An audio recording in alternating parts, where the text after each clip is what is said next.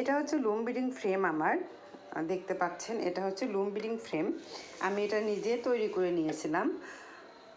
আমি এটা বাড়িতে নিজেই কিন্তু তৈরি করে নিয়েছিলাম। শুধুমাত্র আমার যে মিস্ত্রিকে আমি বলেছিলাম যে এরকম একটা ফ্রেম তৈরি করে দিতে, তো ওনারা আমাকে কিন্তু এরকম ফ্রেম তৈরি করে দিয়েছেন।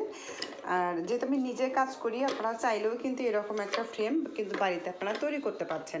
ঠিক আছে, তার জন্য আপনার হচ্ছে একটা এরকম একটা কাঠ লাগবে।